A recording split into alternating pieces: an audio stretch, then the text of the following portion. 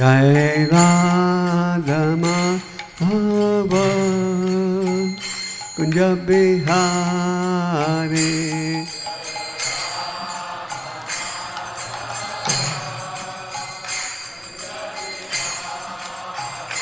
Jai Radha Madhava. The following is a lecture on Sri Chaitanya Charitamrita, Madhya Lila, chapter 12, verse number 73, given by His Holiness Gopal Krishna Goswami Maharaj, recorded on 23rd of June 2009 in Washington, USA.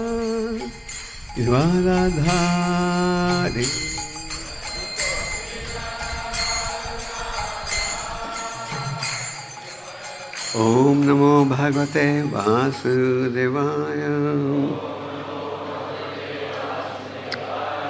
Om Namo Bhagavate Vasudevaya. Om Namo Bhagavate Vasudevaya. So today we'll read from Chaitanya Charitamrita in the 12th chapter of the Madhya Lila.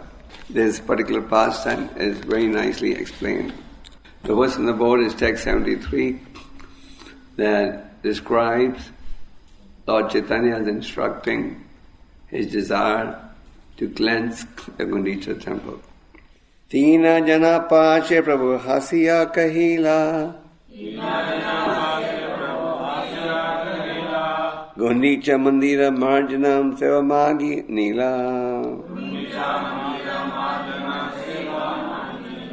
When these three people came before the Lord, he begged them for permission to wash the temple known as Gundica. Purport by His Divine Grace, A.C. Bhaktivedanta Swami Srila Prabhupada. Srila Prabhupada ki. The Gundica temple is situated 2 miles northeast of the Jagannātha temple. At the time of the Ratha-yātrā festival, Lord Jagannātha goes to the Gundica temple from his original temple and stays there for 1 week. After 1 week, he returns to his original temple. It is understood by hearsay that the wife of Indradyumna, the king who established the Jagannātha temple, was known as Gundica. There is also mention of the name of the Gundica temple in authoritative scriptures. The area of the Gundica temple is estimated to be 288 cubic feet by 215 cubits. A cubit is about 1.5 feet. The main temple inside is about 36 cubits by 30 cubits. And the kīrtana hall is 32 cubits by 30 cubits. Om Jnana-tīmirandasya gnānanjana-śalakya chakshurmilitanena tasmai Shri Chaitanya-nistam sabhidamena bhutale swayam rupa kadamayam dadati swaha. Jai Shri Krishna Chaitanya Prabhu Nityananda Shri Advaita Gadadhar Shivachari Gaur Bhakta-vrinda. Hare Krishna Krishna Krishna Hare Hare Hare Rama Rama Rama Hare Hare. So this 12th chapter of the Madhya Lila describes this pastime of Lord Chaitanya cleansing the Gundica temple. This chapter opens with a discussion about King Prataparudra, a strong desire to have an audience with Chaitanya Mahaprabhu. King Prataparudra was the king of Orissa, and he was a great devotee of the Supreme Lord. Ramananda Roy, who was at that time the governor of southern India, Madras, was actually working for the king. And the king had a very strong desire to have an audience with Chaitanya Mahaprabhu. The king sent several messages. Please may I have an audience with Chaitanya Mahaprabhu. He requested Lord Nityananda. He requested Sarup Damodar, the secretary of Chaitanya Mahaprabhu. And the Lord went on refusing. Even though the devotees were pleading, the king said, take my petition to the devotees. And if the devotees agree with my petition, that I have a strong desire to see the Lord, then please submit this petition to the Lord. In other words, devotees are petitioning the Lord. Please give an audience to King Pratapurudra. The Lord continued to reject the request, even though his heart was gradually softening. His heart was gradually softening because Ramananda Roy, who used to work for the king and who was given permission by the king to be relieved of his duties as a governor, because Ramananda Roy had manifested this strong desire that I want to be with the Lord, I want to be with Lord Chaitanya. So King Pratapurudra was so nice, he said, you can go on taking your salary and you can be with Lord Chaitanya. So he gave him full facility to serve the Lord. So Ramananda Roy also petitioned the Lord, and the Lord's heart was softening. But still the Lord did not agree to give an audience to the king. The Lord said, the king's a worldly man. He has to deal with women and money. And I'm a sannyasi. Lord Chaitanya had established very high standards for sannyas behavior. He said, a black dot on a white sheet cannot be hidden. So similarly, if a sannyasi is not strict in his dealings, then the public will falsify.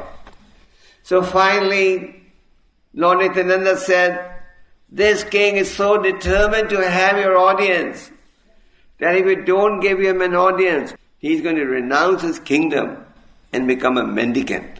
So the Lord's heart was gradually softening, but still he didn't agree.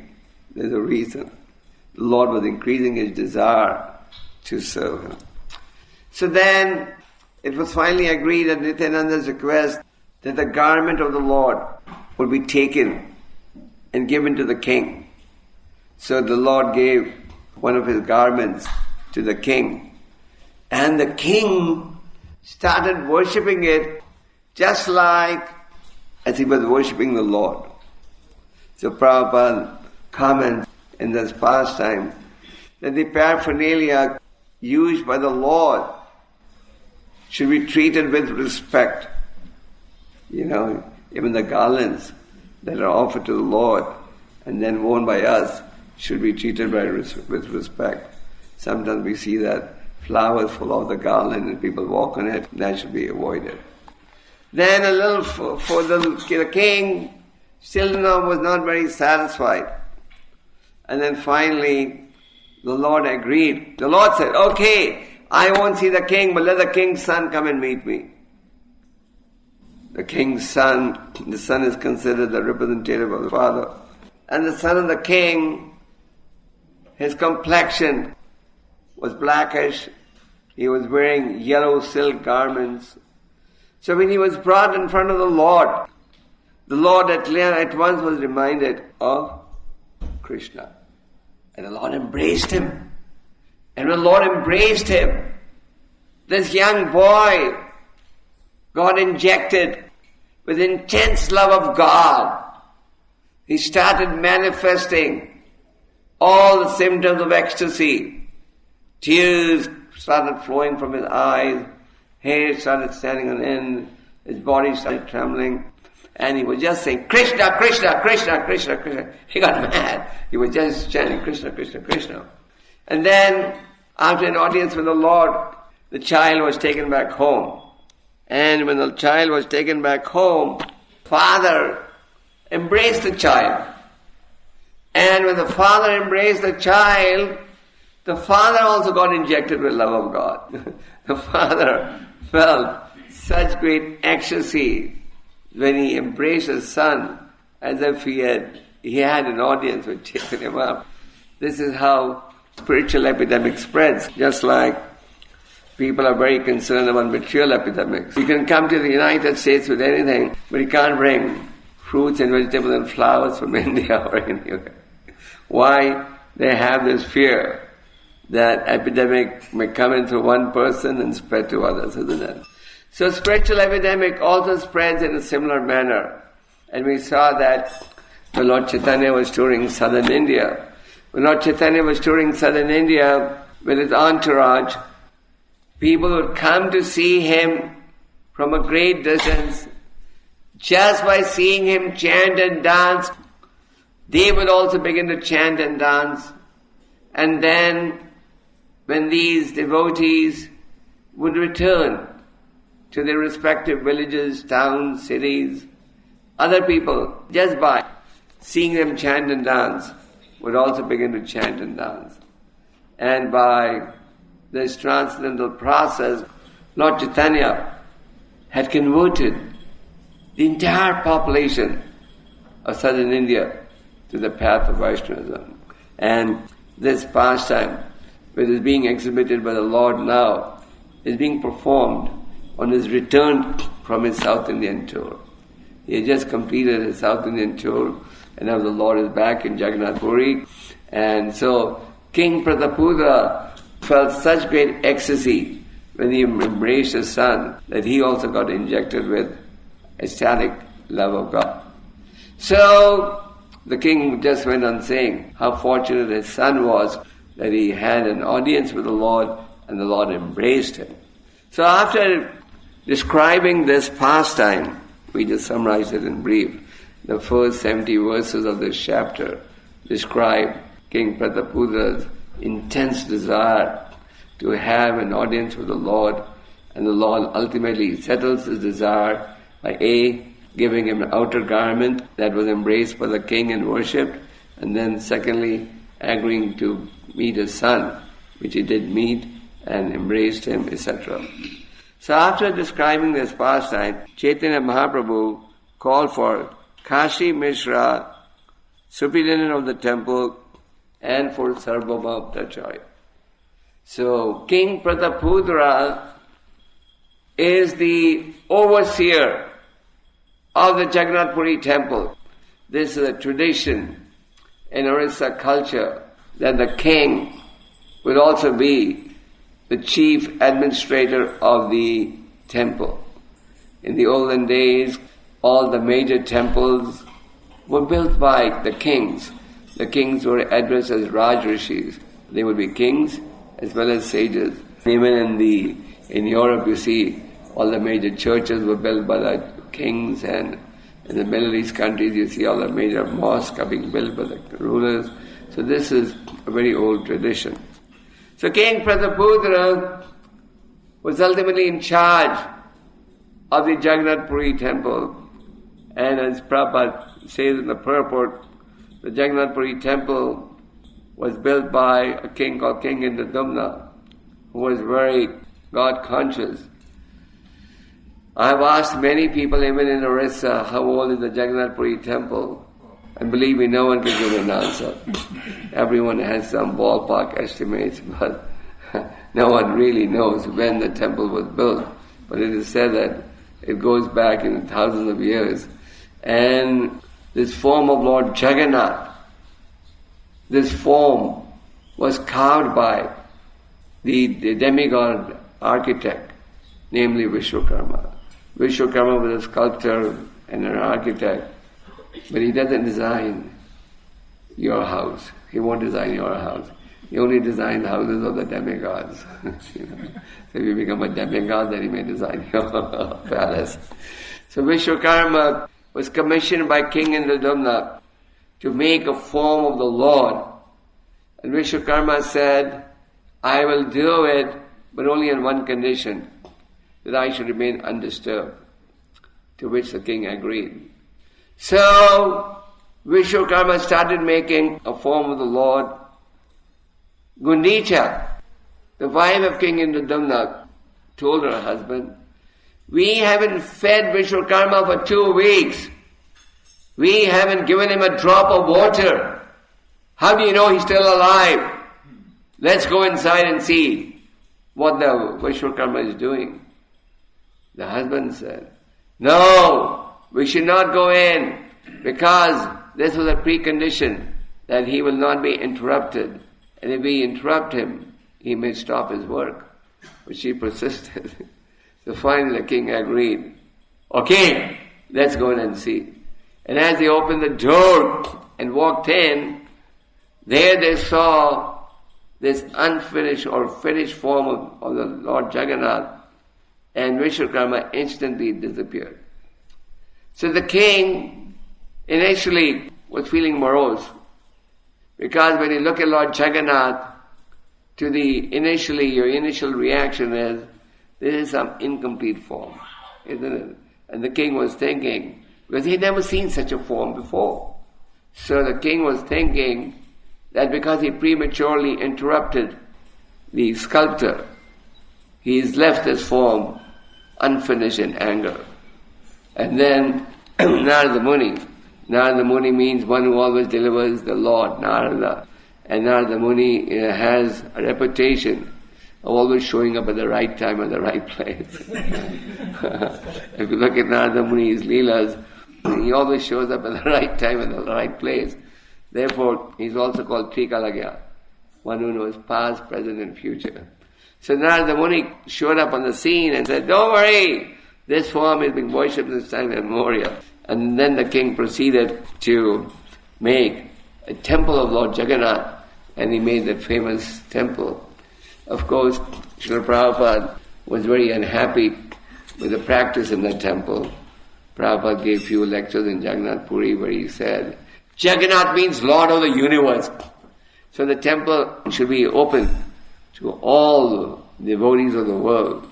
And Prabhupada did not agree with the theory that the temple should only be exposed to, or the deity should only be exposed to certain members of certain community.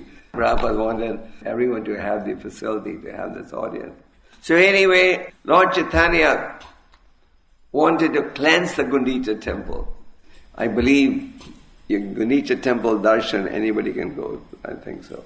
So the Gundica temple is not far from the main temple in Jagannath Puri, and Lord Jagannath goes and takes rest over there. So Lord Chaitanya, he called Kashi Mishra, the superintendent, and Sarvabhauma Bhattacharya. Sarvabhauma Bhattacharya is considered to be an incarnation of Brihaspati, and he was a staunch impersonalist at one time. Sarvabhauma Bhattacharya was advised by his brother-in-law, Gopinathacharya. The Lord Chaitanya is the Supreme Personality of Godhead. But Sarvabhauma Bhattacharya would never accept it. Then once, after Lord Chaitanya took sannyas and he headed for Jagannath temple, so when he got such great ecstasy seeing Lord Jagannath, the Lord Chaitanya fainted in transcendental bliss, and he fell right in front of Lord Jagannath's door. And it was time to close the gate to make an offering. And the pujaris didn't know what to do, just like we close our gates to make an offering. So then some people thought that this man is dead, the sannyasi. Then Sarvabhauma Bhattacharya put a cotton swab on his nostril, and he saw it was moving, so he could see that he's alive. And then he was taken to Sarvabhauma Bhattacharya's house, which is very near the Jagannath Puri temple. In fact, there's an internal tunnel or pathway. So anyway, Lord Chaitanya, a little later, Nityananda and others came looking for Lord Chaitanya. Lord Chaitanya had raised ahead to have an audience with Lord Jagannath. And when they came to the Jagannath Puri temple, they heard people talking. Some very handsome sannyasi had come here, and he had been carried to the house of Sarvabhauma Bhattacharya. Lord Chaitanya was lying in deep ecstasy in Sarvabhauma Bhattacharya's house, but Sarvabhauma Bhattacharya did not know how to bring the Lord back to consciousness. So, when Nityananda and others came, they knew the solution. And the moment the Lord came to consciousness, Sarvabhauma Bhattacharya was shocked, surprised. So a little later, Sarvabhauma Bhattacharya was elderly, virtually like his grandfather's age.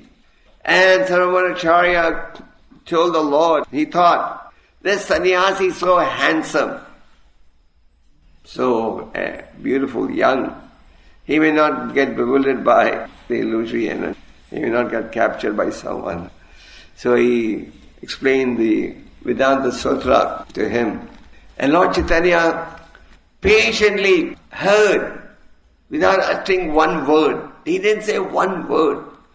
Then finally Sarvabhaumacharya said, are you understanding what I'm saying?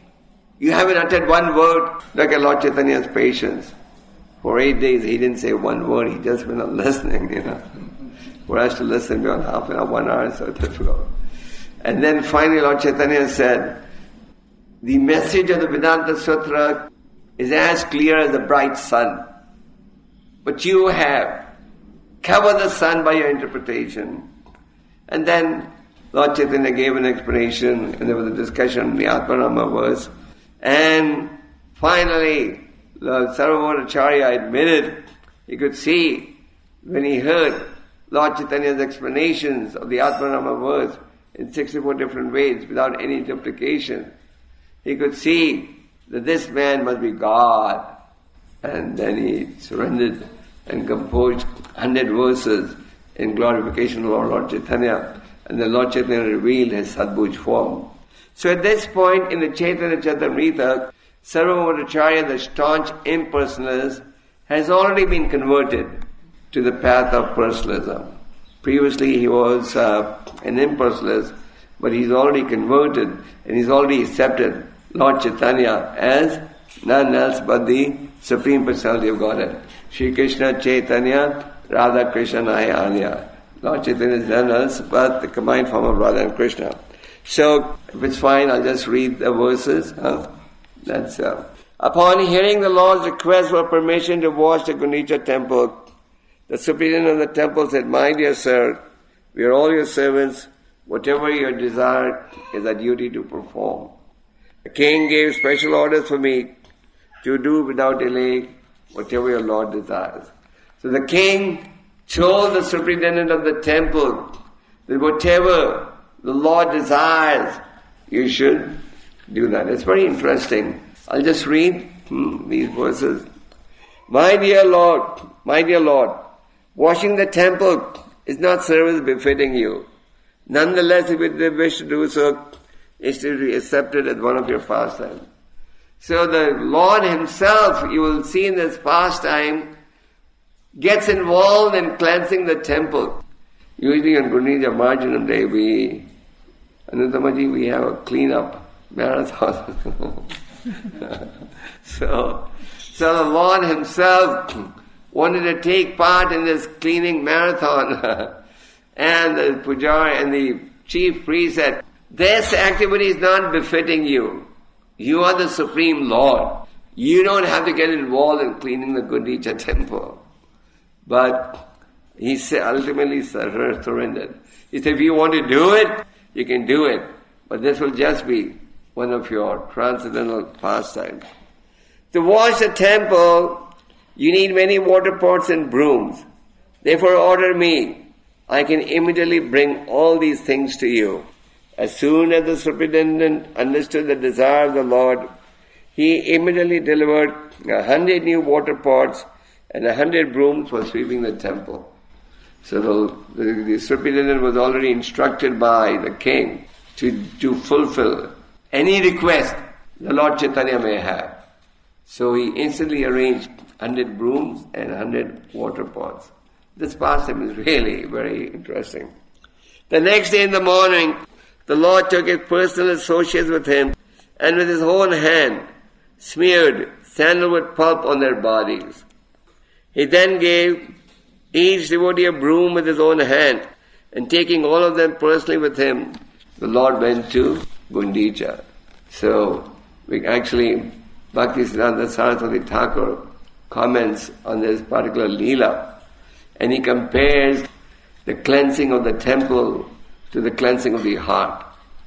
And Bhaktisiddhanta Saraswati Thakur says that unless the heart gets cleansed, Krishna will not reside over there. If you want Krishna to reside in your heart, you have to endeavor to cleanse the heart. And how do you cleanse the heart? By chanting Hare Chetā-darpan-marjanam. But you can't say cleansing the heart is important and keeping the temple dirty is tolerable. I mean, by this lila, you also see how important it is to keep the temple clean. And as we said the other day, we saw that Prabhupada, especially when he would travel around the world, especially I saw him many times in the temples in Vrindavan, he was very keen to see that we had the highest cleanliness standards. He would say cleanliness is next to godliness, and he would personally walk around with his cane to see if there was any dirt anywhere. Once Prabhupada just saw some dirt, saw some, the pigeons had made a nest in one of the reception rooms in the entrance of the Vrindavan temple. And he got so angry, he said, "You people are blind, you can't see, there's a nest over here." So Prabhupada really wanted ISKCON temples to have very high standard of cleanliness. Many times in India people will come and say, because the Indian temples are so dirty usually, that every ISKCON temple looks like a marble, looks clean. But still, I do believe there's a lot of room for improvement. Even though our temple is very cleaner than other temples, but we can't afford to be complacent. We still have a long way to go. So the Lord and His associates started cleaning the temple. The Lord cleansed everything inside the temple very nicely, including the ceiling. He then took up the sitting place, Simhasan, cleansed it, and again put it back in its original place. So the Lord started with the cleansing of the ceiling. Then the Lord and His companions cleansed and swept all the temple's buildings, big and small, and finally cleansed the area between the temple and the kirtan hall. So they didn't clean just the temple, they cleansed the entire property. So you'll have a tough job here. You want to cleanse the entire property. It's a big problem. So they first started cleaning the temple, then they did the ceilings, then they did the place where the deities are there, and then Lord Chaitanya extended the exercise to outside the temple. And as the verse points out, He cleansed everything in the temple area. Indeed, hundreds of devotees were engaged in cleansing all around the temple. And Chaitanya Mahaprabhu was personally carrying out the operation just to instruct them. So here we see the Lord Chaitanya not only instructed that the temple be cleansed, He personally took part in the cleansing operation. As the Bhagavad Gita says, whatever great men do, others will follow. And Lord Chaitanya gave us example that we should preach by example. There in the Chaitanya Charitamrita, you see that it is said, some preach and do not practice, and some practice and do not preach. But Sanatana Goswami told Haridas Thakur, he was simultaneously doing both, practicing and preaching. So here we see the Lord Chaitanya is personally setting the example. Indeed, hundreds of devotees were engaged in cleansing all around the temple, and Chaitanya Mahaprabhu was personally carrying out the operation just to instruct them. Sri Chaitanya Mahaprabhu washed and cleansed the temple in great jubilation, chanting the holy name of Krishna all the time. Similarly, all the devotees were also chanting at the same time, performing their respective duties. The entire beautiful body of the Lord was covered with dust and dirt. In this way it became transcendently beautiful. At times, when cleansing the temple, the Lord shed tears, and in some places, He even cleansed with these tears. So, everybody was engaged in this exercise of cleaning. But while they were engaged in this exercise of cleaning, the only thing they were vibrating through their tongue was the Hare Krishna mantra. It's not that they were working and talking. And as you will read, even when they were signaling, bring more water, bring the broom, rub it harder, the only communication was Hare Krishna. They were chanting Hare Krishna non-stop. And they were probably communicating with sign language, like you communicate with deaf people. But they were constantly chanting the holy name. So this is an important lesson for all of us, that whether you're cooking in the temple or cutting sabjis, when you're not attending the class, when you're doing anything, you can also chant at the same time, And the Lord's beautiful body was covered with dust. This is transcendental dust. This dust covered, the dust that comes in the temple is transcendental, just like the dust in Vrindavan is considered very auspicious. When you do the Govardhan Parikram, you come to a place called Uddhav Kund, where they say Uddhav is residing. And Uddhava had this great desire that people step on me, I be the dust there. So to even embrace the dust of Vrindavan is very auspicious. There's a story that Jagannātha's Babaji, the instructing spiritual master of Thakur Bhakti Vinod, he was so magnanimous that he would invite the puppies and feed them prasadam first. And he said, these are all Dhamvasis. And he said, you have no idea how fortunate this dust of Vrindavan is. So this dust, which was realized as a result of cleansing the Gundica temple, it covered the whole body of Lord Chaitanya. All there after this, the place where the deity's food was kept, Bhoga Mandir was cleansed. Then the yard was cleansed. And then all the residential quarters one after another. So they not only cleaned the temple, but they extended this to the place where the bhoga is kept. Usually with the place where the bhoga is, you have a lot of mouses, rats. So they went to that room. And then they even went to the residential areas. So what does this convey? This conveys that not only should the temple room be spotless, not should the surroundings be spotless, but even the brahmachari ashram should be spotless. In other words, those living in brahmachari ashram, they should also make sure that the rooms where they are staying is very clean.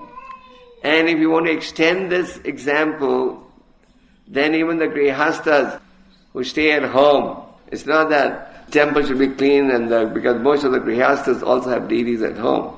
So you should also keep your residential temple environment clean and keep your house clean, because cleanliness is next to godliness. After Sri Chaitanya Mahaprabhu collected all the straw, dust and grains of sand in one place, he gathered it all in his cloth and threw it outside. So he gathered all the dust, put it together, and then threw it outside. Following the example of Chaitanya Mahaprabhu, all the devotees in great jubilation began to gather straw and dust with their own cloths and throw it outside the temple. The Lord then told the devotees, I can tell how much you have labored and how well you have cleansed the temple simply by seeing all the straw and dust that you have collected. Chaitanya Mahaprabhu would personally go to all the devotees who were involved in the cleansing operation and see how much dirt they had accumulated, how much dirt they had gathered. He was personally going and seeing. And as you will read, when he saw that one devotee succeeded in scrubbing and getting more dirt out, then he would tell the devotee, train up the others. Just like we see in our ISKCON movement also, when we see somebody with some better abilities in book distribution, communication, or whatever it is, we request him to train others. So this tradition is derived from Lord Chaitanya, because we see over here that Lord Chaitanya also personally supervised the cleansing operation, and he would personally make sure that if somebody was less successful, then he would teach, he would learn from others who are more successful. So when we have to learn from somebody who has better skills than us, we should not feel embarrassed, because this is a tradition that was established by Chaitanya Mahaprabhu. Even now all the devotees collected dirt in one pile. The dirt collected by Chaitanya Mahaprabhu was much greater. So Chaitanya Mahaprabhu was competing with his devotees in collecting dirt. And Chaitanya Mahaprabhu was collecting more dirt than the others. After the inside of the temple was cleansed, the Lord again allotted areas for the devotees to cleanse. The Lord then ordered everyone to cleanse the inside of the temple very perfectly by taking finer dust, straws, and grains of sand and throwing them outside. After Sri Chaitanya Mahaprabhu and all the Vaishnavas cleansed the temple for the second time, Chaitanya Mahaprabhu was very happy to see the cleaning work. So in other words, they were involved in Operation Cleanup twice. They did it first time, starting with the temple, extending to the environment around, then going to the residential quarters. But still Chaitanya Mahaprabhu wasn't satisfied. So he came back again with his devotees, clean it for the second time. Which means he wanted the highest standard of cleanliness. As soon as Chaitanya Mahaprabhu called for water, all the men immediately brought the 100 water pots, which were completely filled, and delivered them before the Lord. In this way, Chaitanya Mahaprabhu first washed the main temple and then thoroughly washed the ceiling, the walls, the floors, the sitting place, and everything else within the room. Sri Chaitanya Mahaprabhu himself and his devotees began to throw water in the ceiling. When the water fell on it, it washed the walls and the floor. The ceiling will get spoiled if you throw water in it. Then Chaitanya Mahaprabhu began to wash the sitting place of Lord Jagannātha with his own hands, and all the devotees began to bring water to the Lord. So the Lord was firstly cleansing the Singhasanas where the Lord resides. All the devotees within the temple began to wash. Each one had a broom in his hand, and in this way they cleansed the temple of the Lord. Someone brought water to pour into the hands of Chaitanya Mahaprabhu, and someone poured water on his lotus feet. So some devotees took advantage. Actually, you'll read the story. There was a Bengali Vaishnava. Anyway, we'll come to that later. The water then fell from the lotus feet of Chaitanya Mahaprabhu, was drunk by someone who hid himself. So someone was involved in the cleaning operation, but he also wanted to taste the nectar. So he washed, pretending that he's cleaning the floor, but he threw the water on Lord Chaitanya's feet, and then he was hiding. Then he came from behind and tasted the water. Someone else begged for that water, and another person was given that water in charity. So everyone wanted to taste the nectar. After the room was washed, the water was let out through an outlet, and it then flowed and filled the yard outside. The Lord mopped the rooms with his own clothes, and he polished the throne with them also. In this way, all the rooms were cleansed with 100 water pots. After the rooms had been cleansed, the minds of the devotees were as clean as the rooms. When the temple was cleansed, it was purified, cool and pleasing, just as if the Lord's own pure mind had appeared. Since hundreds of men were engaged in bringing water from the lake, there was no place to stand on the banks. Consequently, someone began to draw water from a well. So apparently, there were so many devotees involved, and they were bringing water from the lake. There is a lake next to the temple. I don't know which lake they're referring to.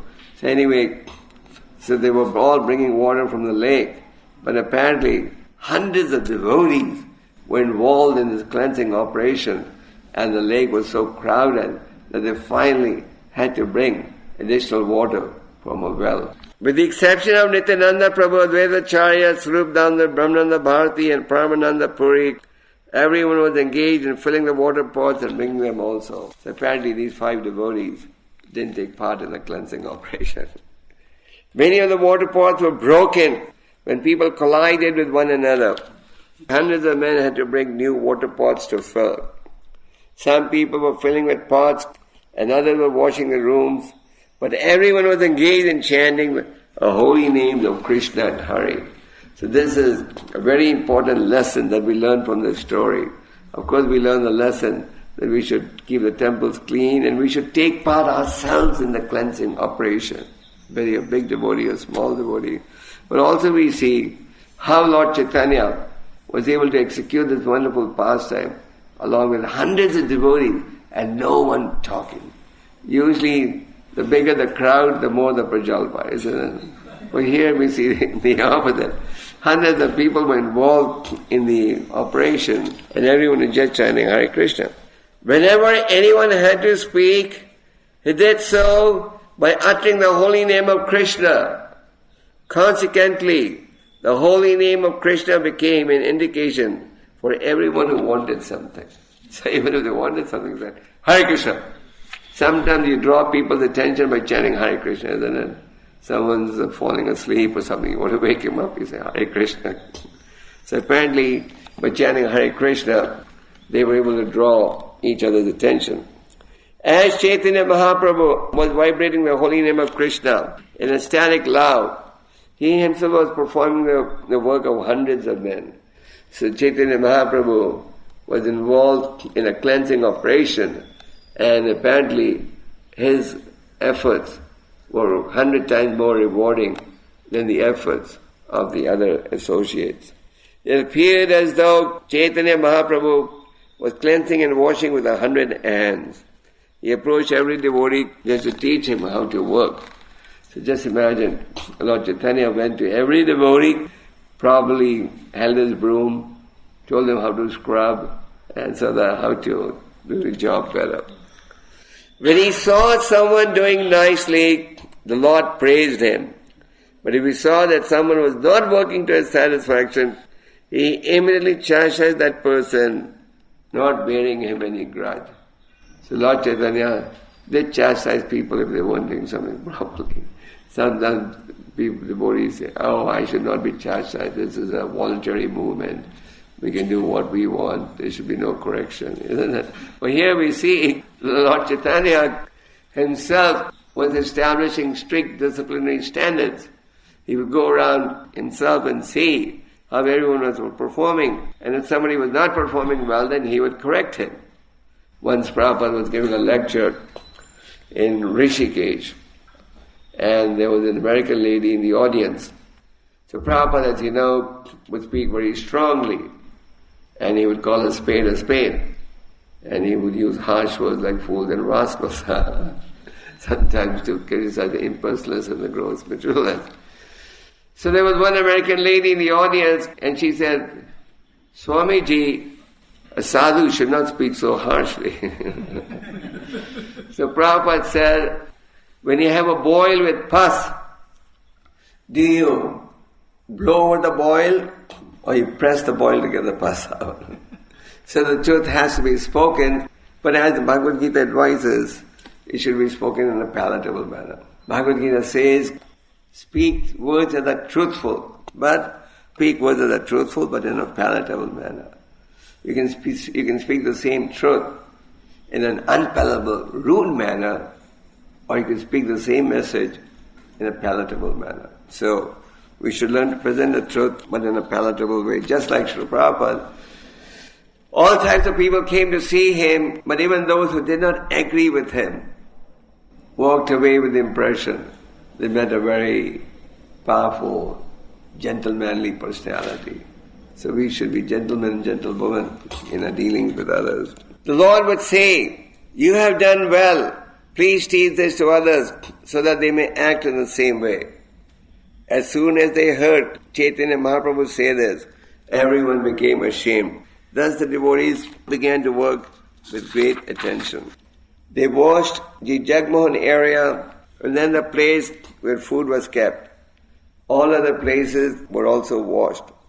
In this way, the meeting place was washed, the entire yard, the raised sitting places, the kitchen and other rooms. Thus all places around the temple were thoroughly washed within and without.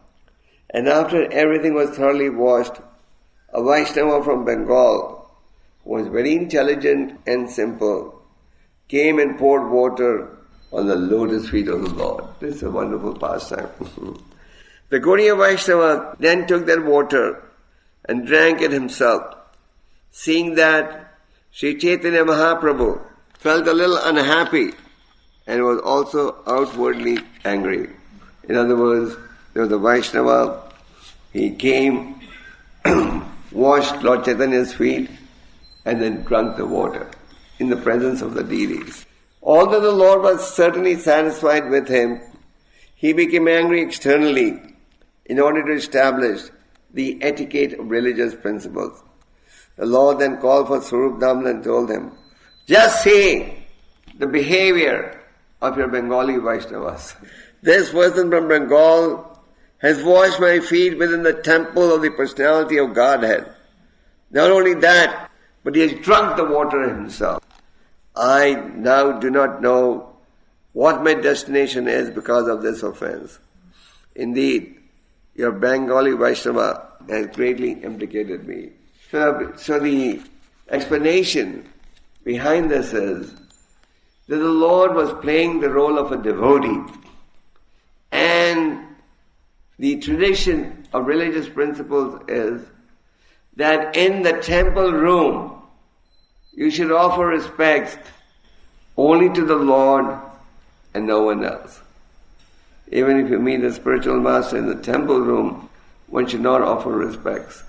In the temple room, the only supreme boss is the Lord, the deity. And in the temple room, we should just offer obeisances to the deities. So here we see that this Bengali Vaishnava, he washed the Lord's feet and then drank the water in the temple room. In other words, in front of the deities.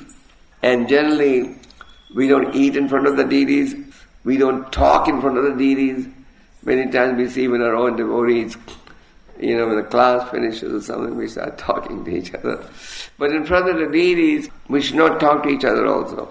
If you want to talk, then talk Krishna Katha, but no other talk. And in front of the deities, we should not eat, not drink, we should not pass air. In the nectar of devotion, there's so many, so there are guidelines on activities that you should avoid in front of the deity and how we should behave in front of the deity.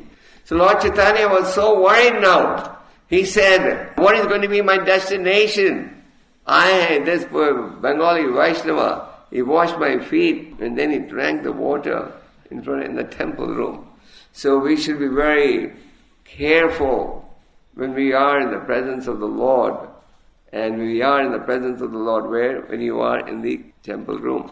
At this point, Swarup-Damodar Goswami caught the Gaudiya Vaishnava by the neck and giving him a little push, ejected him from the Gundica temple and made him stay outside.